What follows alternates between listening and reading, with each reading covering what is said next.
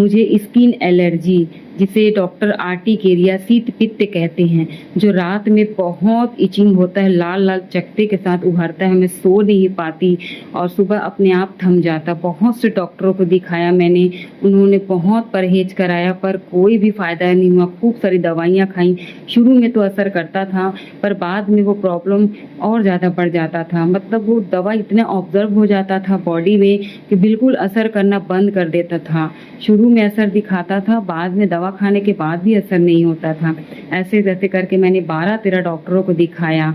मैं बहुत हताश और निराश हो गई, बहुत परेशान हो गई मैं, पर कहीं भी मुझे उम्मीद नज़र नहीं आई। मैं बोलती थी कोई परमेश्वर नहीं है जो मुझे चंगा नहीं कर पा रहा है, तो दुनिया में कोई परमेश्वर नहीं है। मैं मन ही मन में बातें करती और रोती रहती थी। फिर अचानक से किसी ने मुझे प्रभु के बारे में बताया और मैंने सुना, तो मैं मोबाइल में एक दिन देख रही थी तो आपका वचन सामने आया और मैं बहुत मोटिवेट हुई। आपका मैंने वचन सुना, 1 साल तक मैंने प्रार्थना को सुना पास्टर जी और मैं बिल्कुल चंगी हो गई। मैंने आपको लिखित गवाही दिया था पास्टर जी। फिर मैंने एक दिन आपका प्रार्थना सुना, आपने कहा बार-बार जीवन में तकलीफ आ रहा है, हमारी आत्मिक उन्नति के लिए आ रहा है, क्योंकि आपने अपनी गवाही दिया था कि मेरे भी जीवन में बार-बार ये प्रॉब्लम आती, मैं प्रभु से पूछती, लेकिन प्रभु मुझे तैयार कर रहा था। ये मेरे मन को बहुत ही ज़्यादा राहत दिया पास्टर जी, सचमुच।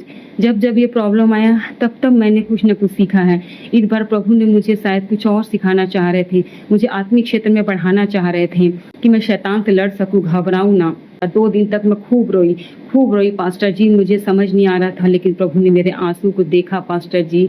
और उसके बाद मैंने दवा नहीं खाया, बस 2 ही दवा मैंने लिया और अचानक से मतलब वो प्रॉब्लम बहुत कम होने लगा। दूसरे दिन देखा, 1 गोली खाया और प्रॉब्लम कम हो गया।